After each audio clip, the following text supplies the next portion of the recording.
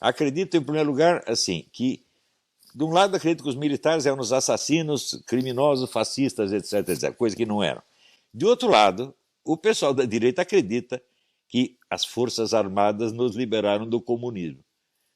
Tudo isso, então, mostra que a discussão está centrada em torno de adesões puramente sentimentais, puramente emocionais, sem nenhum fundamento histórico. Os militares jamais foram os monstros que a esquerda os pintou e também jamais foram os libertadores do Brasil como eles próprios se pintam.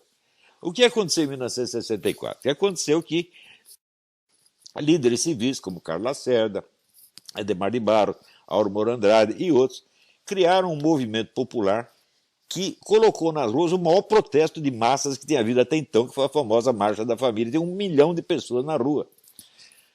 O presidente João Goulart, apavorado, se juntou com o seu cunhado, Leonel Brizola, no Rio de Janeiro, para organizar uma resistência armada, mas desistiu. Ele contou os revólveres, viu que não ia dar para aguentar o tranco e foi embora para o Uruguai.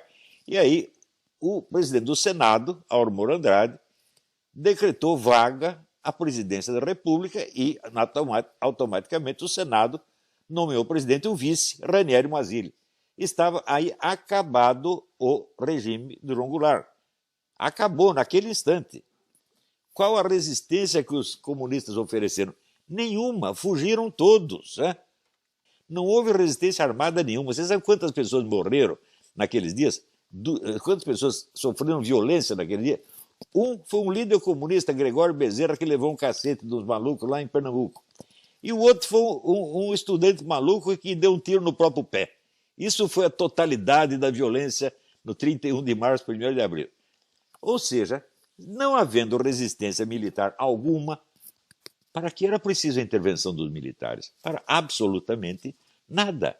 O governo estava caído, o lado vencido não oferecia resistência militar alguma, o vice-presidente já estava empossado na presidência e o problema estava resolvido. Daí aparece o general Olímpio Mourão Filho, lá de Minas Gerais, e põe os tanques na estrada, para apaziguar o país, onde não havia violência alguma. E daí os militares avançam, tomam o poder, escolhem como presidente o general Humberto de Alencar Castelo Branco e ele toma posse. A primeira coisa que ele diz, primeira declaração do novo presidente militar: a direita reacionária não dominará o país. Quem é a direita reacionária? Carlos Lacerda, Adhemar de Barros, Aurora Andrade, o Senado, toda a liderança civil. Ao longo do tempo, os militares destruíram toda essa liderança civil. Há até suspeitas de que mandaram matar o Carlos Lacerda. Está no livro do Carlos Heitor Coni a respeito. Destruíram completamente a liderança direitista, acabaram com a atividade política, reduziram o Congresso a carimbador de decretos e governaram ao longo de 20 anos. Ao longo desses 20 anos, é verdade, eles combateram a guerrilha, mas eles ajudaram de tal modo o restante da esquerda, a esquerda pacífica, que, vocês vejam, o diretor da maior editora comunista do Brasil, Enio Silveira, uma semana antes de morrer, e as palavras dos moribundos têm peso, ele me disse o seguinte: a minha editora só sobreviveu durante esses 20 anos graças à ajuda que recebeu do governo militar. Quando a situação engrossava, eu ia lá para o Golbery, pedia dinheiro, ele dava. Ao mesmo tempo, havia a teoria da panela de pressão, que, por não querer cercar os comunistas por todo lado, deixou aberta para eles uma válvula. Qual era essa válvula? As universidades e a mídia. Entregaram as universidades e a mídia para os comunistas, e eles fizeram uma festa. Você vê, naquele tempo, quem andava junto com o general Golbery dando conselho a eles? Um comunista histórico, o Hélio Gaspari. Então, ora, o general Golbery, comparado com o Hélio Gaspari, era apenas um menino. Eu não tenho a menor dúvida de que a influência do Gaspari foi decisiva em cima dele. Resultado, quando terminou o regime militar, todas as forças políticas de direita, liberais e conservadoras, estavam destruídas, enfraquecidas, e só o que sobrava, a única força política que sobrava, que tinha força ainda para se impor, era o quê? A esquerda. E a esquerda tomou o poder, já com o Fernando Henrique, e assim por diante. A eleição do Collor, que foi feita inteiramente pela Rede Globo, se mostrou, vamos dizer, um artifício político monstruosamente fraco, porque o Collor foi derrubado a cuspidas por causa do caso do Fiat Elba. Quer dizer, com nada você derruba um presidente. Com nada a esquerda mobilizou a nação inteira. E a nação inteira foi atrás da esquerda, gente. Então, essa era a esquerda que o regime militar tinha criado. Então não venham esses militares, esses generais de cabelo pintado, se gabar para mim de que eles libertaram o país do comunismo. Ao contrário, vocês, militares, entregaram o país à esquerda, e a esquerda então dominou o país por 35 anos, humilhando vocês diariamente.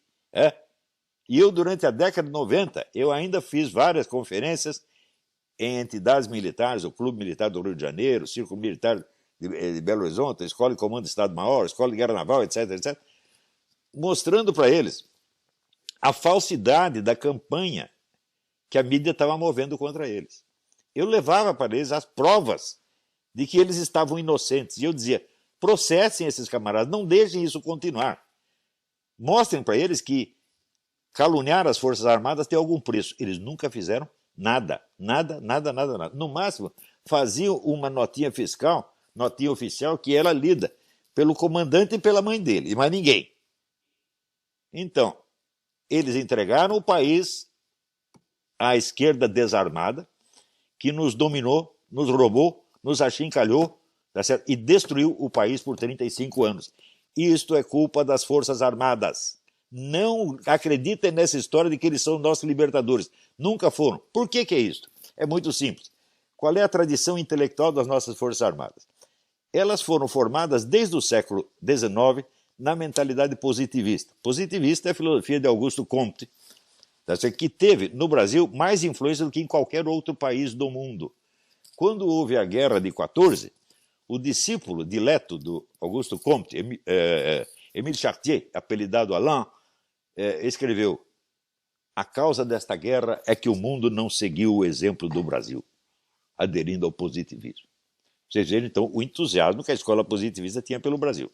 Ora, a ideia positivista é a extinção da atividade política e sua substituição por uma administração científica ditatorial, por uma de técnicos e militares. Esta é a doutrina positivista central.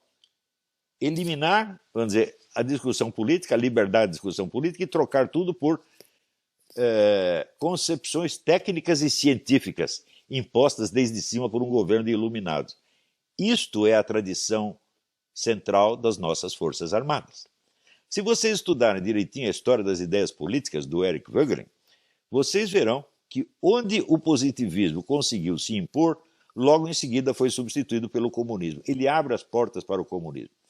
Veja, nos Estados Unidos, após o fim da guerra, a escola, os herdeiros de Augusto Comte, positivistas e neopositivistas, conseguiram dominar a universidade americana na base do boicote dos seus adversários. Isso está bem narrado no livro do filósofo australiano Harry Redknapp, The Malign Masters, os mestres malignos. Logo em seguida, em menos de 2 décadas, o positivismo já tinha sido substituído pelo comunismo, que dominou 100% a universidade americana. Vocês vejam o desastre que é esse positivismo. Dizem que o autor do positivismo, Augusto Comte, morreu louco. Eu acho que ele viveu louco o tempo todo. E isso foi a filosofia que mais influenciou os nossos militares até hoje. Só que hoje, eles não sabem que são positivistas e nem sabem o que é positivismo. Eles repetem as ideias positivistas e as atitudes positivistas sem sequer saber o nome da escola filosófica que moldou sua cabeça. Então, esses são os nossos, com esses libertadores, onde é que nós podemos parar? Íamos parar exatamente nas mãos do PT. Entregaram o Brasil ao PT sem nem perceber o que estão fazendo, e hoje ainda não percebem. Então nós temos que parar de dar ouvidos a esses que se gabam de ter libertado o Brasil. Não libertaram nada. Os que libertaram foram destruídos e mortos. Carlos Lacerda e outros. Nós nada devemos aos militares nesse aspecto. Sob outros aspectos devemos muito, porque eles fizeram uma administração econômica esplêndida. Isso ninguém pode negar. Tá certo? Mas, por outro lado, eles também criaram esse sistema de uma universidade em cada esquina, que hoje gera 50% de analfabetos funcionais colocados na praça anualmente com seus diplominhas. Vocês imaginam o custo que isso tem para o Brasil? Mas no custo do ensino universitário no Brasil, por exemplo, o nosso Ministério da Educação é um dos que tem a maior verba, tá certo? Tudo isso para que metade dos formandos sejam completamente incapazes. Vocês imaginam o dano que esses incapazes trazem em todos os setores da atividade onde eles atuam? Tudo isso foi pago com o dinheiro do povo brasileiro. E, além disso, não só na esfera do ensino público, mas no ensino privado a mesma coisa. Não podemos idealizar o ensino privado, porque uma grande parte desses analfabetos funcionais provém de faculdades que são da propriedade de deputados e senadores, né? Isto quer dizer, educacionalmente, o regime militar corrompeu o país até a base. Politicamente, destruiu a possibilidade de uma política eficaz de direita e abriu as portas ao domínio tucano-petista, cujo domínio nós sabemos o quanto nos custou. Então, chega de gente, sabe, com papo, né? Nós precisamos da realidade. Temos que pegar a nossa história e pegar esse regime militar, ver os seus méritos, que houve, sem dúvida, e, ao mesmo tempo, os seus pecados, que não são pequenos. Enquanto nós não pararmos de tomar posição com base em adesão emocional a slogans, nós não vamos melhorar este país. O que mais falta no Brasil é conhecimento sério. O Brasil já tem, desde o século XIX, ele tem um proverbial ódio ao conhecimento. Isso está bem documentado nas obras do Machado de Assis e do Lima Barreto. Do Lima Barreto é que ele tem aquela cena do Policarpo Quaresma, que as velhinhas passam na rua e vem ali, pela janela, vem a biblioteca do Major Quaresma e pergunta assim, mas para que tanto livro se ele não é nem bacharel?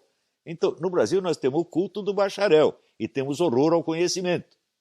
Até hoje, né, a atitude não mudou absolutamente nada. Nós aqui do Fórum da Liberdade, nós podemos inaugurar uma nova era de discussão sensata, sem, vamos dizer, sem esse partidarismo emocional bocó. Nós temos que parar com isso, gente. Nós temos que tomar consciência do que realmente nos aconteceu e cada um tem que reconhecer os seus erros. Eu acho que pessoas que não são capazes de reconhecer os seus erros não têm o direito de querer punir os erros dos outros. Então, isto eu estou falando não é para este ou aquele oficial, para todas as Forças Armadas. Eu nunca vi, dentro das Forças Armadas, o menor esforço para medir os efeitos desse erro positivista monstruoso. Hoje eles estão querendo de novo impor a norma positivista. Nós resolvemos tudo e não queremos ouvir os ideológicos. Quer dizer, como se eles fossem científicos, como se o positivismo fosse uma teoria científica e não uma ideologia das mais grosseiras e mais enganosas que o mundo já conheceu. E pior, uma ideologia chega, vamos dizer, ao seu maior sucesso quando ela já não é reconhecida como ideologia. Quando ela penetrou de tal modo no senso comum que ela parece a realidade mesma. Então, eu digo, o positivismo ainda é o grande vitorioso no Brasil. E o positivismo não pode fazer face ao comunismo porque ele é o pai do comunismo. Ele abre as portas para o comunismo. Ele tapa a boca, vamos dizer, da direita, dos conservadores, dos cristãos, e daí sobra o quê? O monopólio ideológico da esquerda, como aconteceu no Brasil, gente. Nós temos que tomar consciência, nós temos que acordar, tá certo? E não temos que ser bonzinho com ninguém.